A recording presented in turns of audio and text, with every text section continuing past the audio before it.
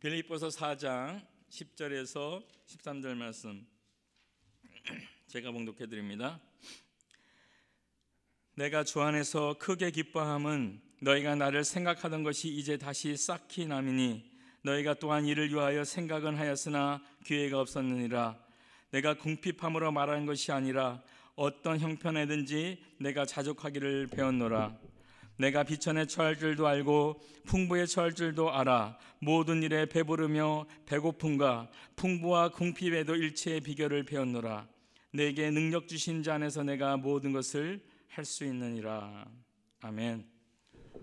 오늘은 자족하기를 배웁시다라는 제목으로 함께 은혜를 나누고자 합니다.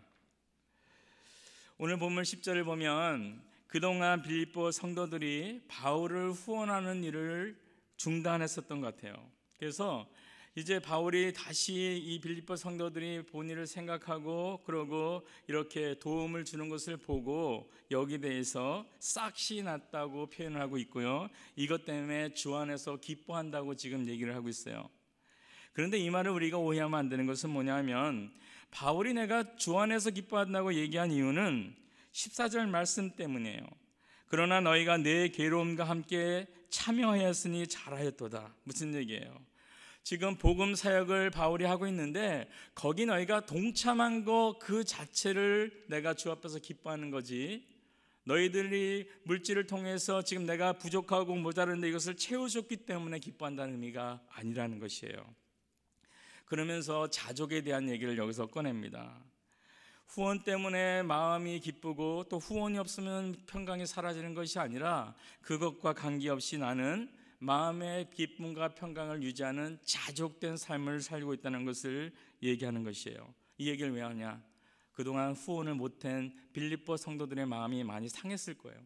이 사역을 내가 함께 도와야 되는데, 내가 물질을 보내드려야 되는데 못하고 있다는 그 생각 때문에 마음 졸이고 있고 돕지 못했다는 그 안타까움을 바울이 헤아린 것입니다. 그러면서 너희가 그렇게 걱정할 필요 없다. 내가 자족의 은혜로 이렇게 잘 지내고 있다는 것을 지금 이야기해 주는 것이에요. 여기서 자족이라는 말이 나오죠. 이 말의 의미가 뭡니까? 자신이 처한 상황과 환경 속에서 만족한다는 것이죠. 바울은 이 자족함이 있었기 때문에 기뻐할 수 있고 평강을 유지할 수 있었어요. 오늘 이 본문에서 나온 이 자족이라는 것, 이 의미가 뭔지 우리가 함께 나눠보고자 합니다. 그래서 첫 번째 자족은 뭐냐면 자족은 배워야 되는 것이에요. 빌립보서 4장 11절 12절이죠. 내가 궁핍함으로 말하는 것이 아니라 어떤 형편든지 내가 자족하기를 원하노니 내가 비천에 처할 줄도 알고 풍부에 처할 줄도 알아. 모든 일에 배부르며 배고픔과 풍부와 궁핍에도 일체의 비결을 배웠노다.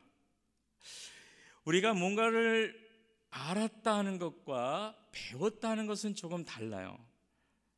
안 것은 한번 알면 기억할 수 있지만 이 배운다는 것은 삶 가운데 나타나야지 온전히 배운 것이에요. 그러니까 한 번의 마음의 결단이나 생각의 정리로 자족을 배울 수는 없다는 것이죠. 자족은 일생 동안 우리가 삶 가운데 삶의 정황에서 모든 상황, 때로는 배부른 상황, 때로는 굶주린 상황, 때로는 일이 잘 풀리는 상황, 때로는 어려운 상황, 그런 상황에서 몸 가운데서 내가 자족할 수 있는 것을 배우는 것을 이야기합니다. 한 번 경험했다고 배운 게 아니고요, 끊임없이 계속 배워야 될 것이 이제 자족한다는 것입니다. 그럼 우리가 그럼 궁핍과 얘가 풍부라는 것이 있는데 그럼 그 기준을 어디에 둬야 되나? 사람마다 이 궁핍하다는 것을 얘기할 때와 풍부하다고 얘기할 때가 참 달라요. 부자들이 궁핍하다고 할 때는 가난한 사람이 생각하는 풍부보다도 오히려 더 위의 수준일 때도 있어요. 그러면 이 기준을 어디에 두느냐? 바울은 이것을 필요에 뒀어요. 내가 살아가는데 이 필요한 것 있으면 더 좋은 게 아니고 필요한 것이 있으면 이것은 풍부하다는 것이죠. 그리고 이 필요한 것이 없을 때 궁핍하다는 그런 마음가짐을 가졌다는 것이에요.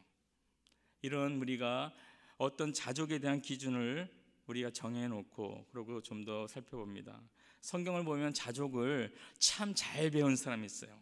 그리고 잘못 배운 사람도 있습니다. 이 두 가지를 우리가 한번 생각하면서 더 은혜를 봅니다. 요셉을 잘 알 거예요. 요셉은 인생의 자족 훈련을 잘 감당하고 잘 배운 사람이에요. 그는 우리가 알듯이 야곱의 11번째 아들로 태어났어요. 그리고 야곱한테 특별한 사랑을 받았습니다. 그러니까 형제들이 시기를 했죠. 그래서 그를 노예로 팔아버렸어요. 그래서 애굽의 보디발 장군이라는 그 집에서 노예로 시작을 했습니다. 생각해 보세요. 얼마나 피곤하고 궁핍하고 절망적인 그런 상황입니까? 그러나 그는 불평하거나 인생을 한탄하거나 절망으로 자기를 포기하지 않고요, 하나님을 믿고 신뢰하면서 자기가 노예 상태라는 것을 받아들이는 자족함이 거기 있었다는 것이에요.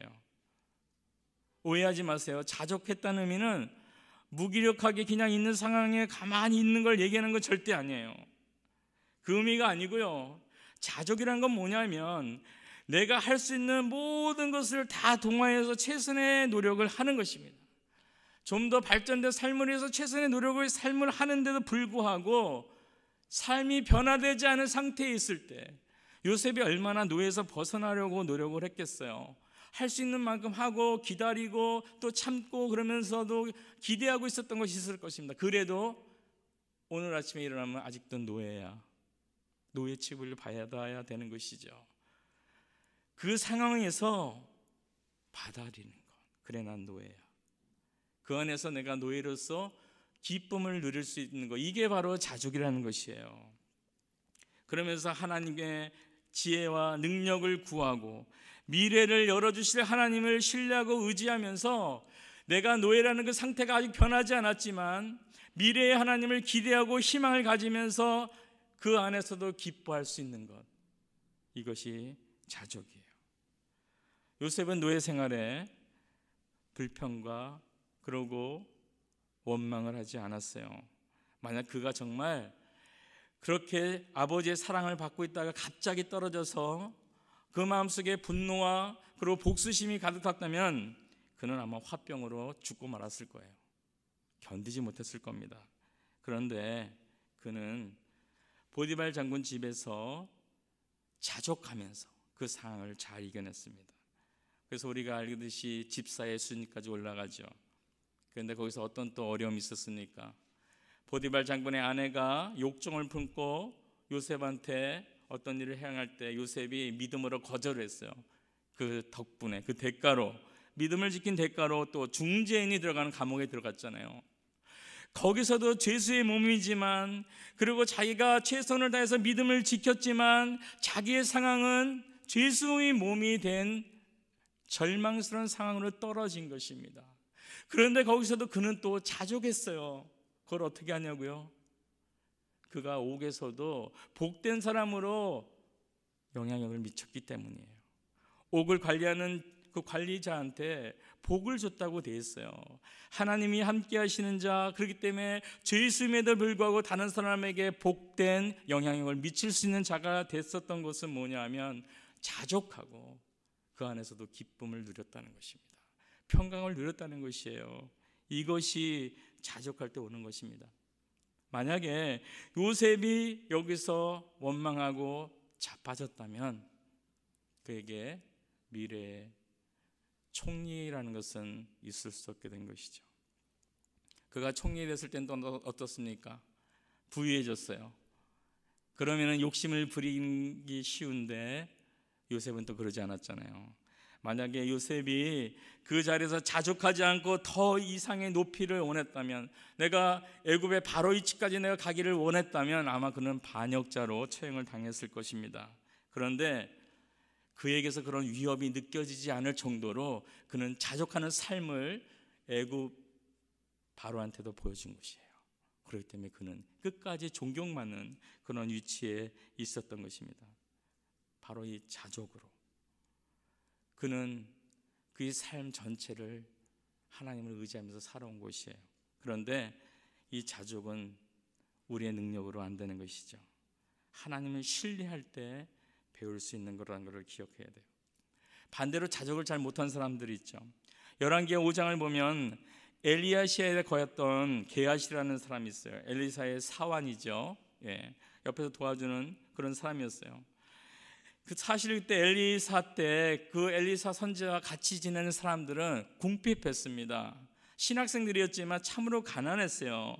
근데 그것을 옆에서 보고 있던 이 게하시, 어느 날 보니까 아람의 군대 장관이 왔어요. 나하만이라는 군대 장관이 문둥병에 걸려서 이 문둥병을 고쳐달라고 엘리사 선생님한테 왔습니다. 엘리사도 고치고 싶어서 고친 게 아니죠. 아람 군대는 이스라엘 백성을 다 나중에 침범하여서 이스라엘을 괴롭힐 나라입니다. 고쳐주고 싶지 않았지만 나라의 위태함 때문에 고쳐주게 된 것이에요. 그러자 나하만이 감사의 표시를 하고자 뭔가를 주려고 그랬어요. 받으면 좋으련만 엘리사는 원수될 나라, 자기네 나라를 망하게 만들 나라이기 때문에 받지 않고 돌려보냅니다. 나라가 더 귀했던 것이에요. 그런데 이것을 보고 있던 옆에 게하시가 다른 생각을 합니다. 열왕기하 5장 22절에 보면 이렇게 되어 있어요. 20절이요. 하나님의 사람 엘리사의 사환 게하시가 스스로 이르되 내 주인이 이 아람 사람 나하만에게 면하여 주고 그 가지고 온 것을 그 손에서 받지 아니하였도다. 여호와의 사심을 가리켜 맹세하노니 내가 저를 쫓아가서 무엇이든지 그에게서 취하리라 하고 22절 보면 가로되 편안이니이다. 우리 주인께서 나를 보내시며 말씀하시기를 지금 선지자의 생도 중에 두 소년이 에브라임 산지에서부터 내게 왔으니 청컨대 당신은 나에게 은 1달란트와 옷 2벌을 주라 하시더이다. 결국 그 상황의 불만 때문에 가진 것이 별로 없고 궁핍하게 산다는 그 불만, 그럼에도 선생님이 기회를 놓쳤다는 그 불만 때문에 그는 욕심을 가지고 따라간 것이에요. 그래서 거짓말까지 합니다. 그리고 여호와의 사심을 맹세한다고 해서 여호와 앞에 맹세까지 하고 맹세대로 가서 무엇인가를 얻어가지고 왔어요. 그럴 수도 있다고 생각하지만 이 욕심은 큰 일을 너무나 초래했어요. 열왕기하 5장 26, 27절에 뭐라고 되어 있냐면은 엘리사가 이렇게 얘기합니다. 그 사람이 수리에서 내려 너를 맞을 때 내 심령이 감각되지 아니하느냐. 지금이 어찌 은을 받으며 옷을 받으며 감람원이나 포도원이나 양이나 소나 남종이나 여종을 받을 때냐. 그러므로 나하만의 문둥병이 내게 들어 내 자손에게 미쳐 영원토로 이르리라. 게하시가 그 앞에서 물러나매 문둥병이 발하여 눈같이 되었도다. 자족하지 못하고 궁핍하다는 그 핑계와 이유로 욕심을 낸 결과로 온 패예요. 나라를 팔고 민족을 팔아서라도 나의 궁핍을 면할 기회를 내가 놓치지 않겠다는 그 욕심의 마음, 그 마음이 게하시에게 이렇게 힘든 일이 오게 만든 것입니다. 가난할 때 자족하지 못한 모습이에요. 부유할 때 자족하지 못한 모습을 하나 더 얘기하죠. 열왕기상 21장을 보면 아합 왕이 나옵니다. 왕이고 그때 굉장히 부유한 나라였어요. 아주 유명한, 이스라엘은 그 당시에 굉장히 그 지역에서 힘이 있는 그런 나라였습니다. 세상적으로 볼 때 영적으로는 약했지만. 그래서 그는 가진 것이 참 많았어요. 그럼에도 불구하고 자기 왕궁 옆에 어떤 나봇이라는 사람이 땅이 있는데 그 땅이 너무 좋아 보이는 거예요. 포도원이. 그래서 그것을 내가 사다가 나의 나물밭으로 사용해야겠다는 생각을 가지고 팔려고 그랬습니다. 하지만 이 나봇은 유대인의 율법을 따라서 그 땅을 팔 수 없다고 한 것이에요. 그러자 어떤 반응을 보였냐면 이렇게 되어 있습니다. 열왕기상 21장 4절을 보면 이스라엘 사람 나봇이 아합에게 대답하여 이르기를 내 조상의 유산을 왕에게 줄 수 없다 하므로 아합이 근심하고 답답하여 왕궁으로 돌아와 침상에 누워 얼굴을 가리고 식사를 하지 아니하니. 다 소유하고 있는 자가 그거 하나 더 갖겠다고 욕심을 부리고 있는 것이에요. 그거 못 가져서 침상에 누워서 지금 단식투쟁하는 중입니다. 이것을 옆에서 왕비 이세벨이 보죠. 그래서 이 이세벨이 나봇이라는 사람을 덮어 씌웁니다. 하나님은 못 오겠다고. 그래서 나봇과 그 가족들을 돌로 쳐 죽이게 만들어요. 그러고 결국 어떻게 됐습니까? 아합 왕은 그 땅을 차지했어요. 모든 것을 갖고 있는 사람이 좀 더 갖고자 하는 그 욕심이 생긴 거예요. 참 이상하죠. 이가 이와 같은 죄를 졌을 때 어떤 일이 벌어졌습니까? 결국 그 가문은 끊어지고 저주를 받게 되고, 그리고 나봇이 죽은 것처럼 동일한 방법으로 죽게 된다는 그런 저주의 예언을 받게 됩니다. 그는 아마 삶 가운데 어렸을 부터 어려운 일이 당할 때마다 자족함이 없었을 거예요. 불평, 불만, 좀 더 다른 것을 더 갖고 싶어하는 마음, 내가 있는데도 불구하고 다른 거 더 갖고 싶어하는 마음, 이런 마음으로 그는 삶을 여태까지 해왔기 때문에 부유한 삶을 있으면서도 자족을 못한 것이에요. 그 이유가 뭔지 아세요? 자족을 하지 못하는 근본적인 이유는 전도서 5장 10절에 나와 있습니다. 은을 사랑하는 자는 은으로 만족하지 못하고 풍요를 사랑하는 자는 소득으로 만족하지 아니하니 이것도 헛되다 하고 솔로몬 왕이 고백한 거예요. 물질이 많고 풍요로운 소유를 갖고 있어도 자족하지 못한다는 거예요. 왜요? 물질을 사랑하기 때문이에요. 그리고 풍요로운 것을 그 자체를 사랑하기 때문에 물질은 더 좋은 것, 더 많은 것, 내가 이번에 100만 불을 벌었으면 이번에 1000만 불을 더 갖고 싶고, 1000만 불을 벌었으면 그 이상을 더 갖고 싶어하는 마음이 그를 사로잡는다는 것이에요. 왜요? 물질을 사랑하기 때문에. 풍요로움, 내 삶이 풍요로워졌어요. 지금 이렇게 편히 지내고 있어요. 더 편한 거, 더 좋은 걸 원합니다. 집을 더 좋은 걸 얻고, 차를 좋은 걸 얻고, 그리고 회사를 몇 개 사고, 더 이렇게 풍요로운 삶이 전개돼요. 그럼 그 이상의 것을 또 원합니다. 왜요? 풍요로움 자체를 사랑하기 때문이에요. 자족하는 것은 하나님을 사랑하고 그분을 신뢰하면서 나올 수 있는 것입니다. 자족한다는 것은 그냥 얻어지는 것이 아니에요. 우리의 삶 가운데, 우리의 삶의 모든 전역에서 하나님을 인정하고, 그리고 그 하나님을 신뢰하고 그 하나님을 사랑할 때 자족할 수 있는 마음이 나오는 것입니다. 자족은 그렇다고 항상 얘기하지만, 아까도 얘기했지만 무기력하게 아무것도 안 하는 것이 아니에요. 하나님을 의지한다는 것은 아무것도 안 하고 가만히 있는다는 얘기가 아닙니다. 하나님께 기도함으로 지혜를 얻은 것 같고 최선의 노력을 해나가고 성실하게 살아가는 삶을 얘기해요. 나에게 허락된 상황과 환경에서 이렇게 성실하게 살지만 궁핍함이 온다 해도 분노가 아니고 만족을 할 수 있는 게 자족이라는 것이에요. 내가 이만큼 했는데, 하나님한테 기도하고 이렇게 했는데, 내가 이러한 노력을 했는데, 믿음으로 내가 했는데 왜 내 생활이 바뀌지 않느냐라는 불만이 아니라, 그럼에도 불구하고 분노가 아니라 하나님, 나의 앞길을 주관한다는 것, 하나님이 내 삶을 이끌어 간다는 것, 그리고 하나님을 신뢰하고 미래를 하나님께서 이끌어 간다는 것, 이것을 믿고 나가는데 거기에 자족함이 있는 것입니다. 풍부함을 사랑하지 마세요. 나에게 좋은 것을 줬기 때문에 하나님을 사랑하는 것이 아니라, 이 풍부함에 내가 모든 포커스를 맞추고 있는 것이 아니라 하나님에게 우리는 포커스를 맞춰야 돼요. 하나님이 어떤 분이에요? 우리에게 모든 것을 주셨고 앞으로도 주실 분이 하나님입니다. 우리는 많은 경우에 받은 거에 우리의 모든 집중을 거기에 두고 살 때가 많은 것이에요. 은이나 풍요를 사랑하지 마시고 하나님을 사랑하기 바라고, 그분의 말씀을 따라 행함을 기뻐할 때 풍성한 자족감을 누릴 수 있는 것입니다. 바울은 때로는 거리에서 지냈어요. 배고픈 채 지냈습니다. 이런데도 낙심하지 않고 그의 사명을 내가 더 이상 못하겠어 하고 걷어치우지 않았습니다. 또 그는 잘 차려진 음식을 딱 대했을 때 나는 이런 자격이 없어 하고 거기서 짜가지도 않았어요. 또 그렇게 주실 때는 또 즐겁게 먹을 수 있는 사람이 바로 바울이었습니다. 풍요로울 때도 거기에 적응하고, 궁핍할 때도 적응하고, 그렇게 살아가는 것이 바로 자족의 삶입니다. 우리가 우리의 삶 가운데서 어떤 정황이 우리에게 벌어질지 몰라요. 날마다 바뀌죠. 하지만 날마다 힘든 일을 겪을 수 있습니다. 하지만 어떤 일을 겪을지라도 거기서 주님을 신뢰하고 의지함으로 자족할 수 있는 우리 모두가 되길 바랍니다. 두 번째로, 자족은 하나님께서 능력을 주심을 믿고 사는 삶의 모습이에요. 오늘 말씀 13절이죠.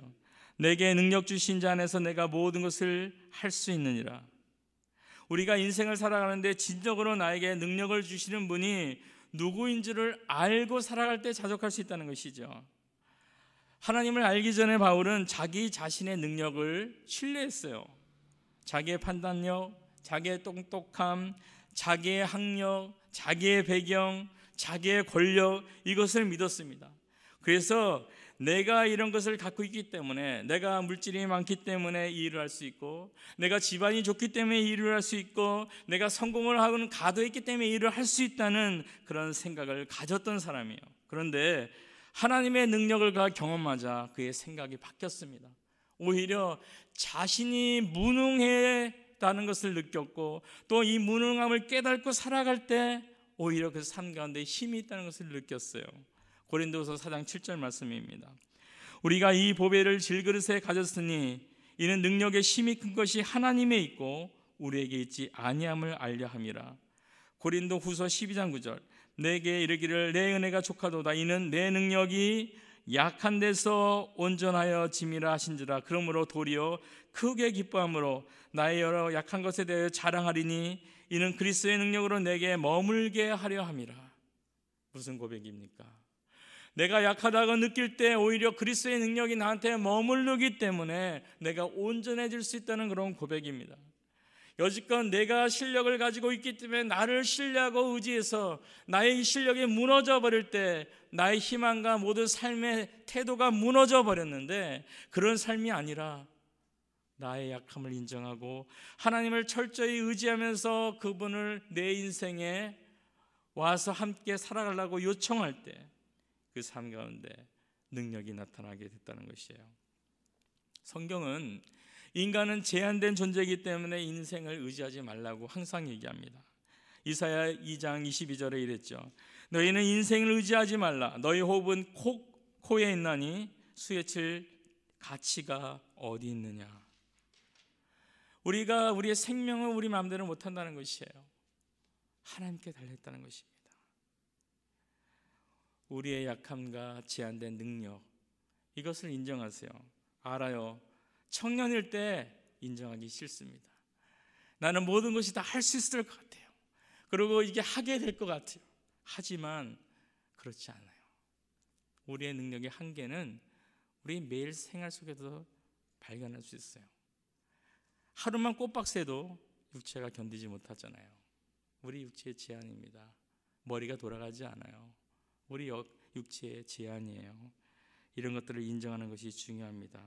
그래서 무엇이든지 할 수 있는 하나님의 그 전능함, 그분은 아기 낳을 수 있는 모든 조건이 사라진 여인 90세의 사라에게 아기를 안게 해준 그 전능하신 분이에요.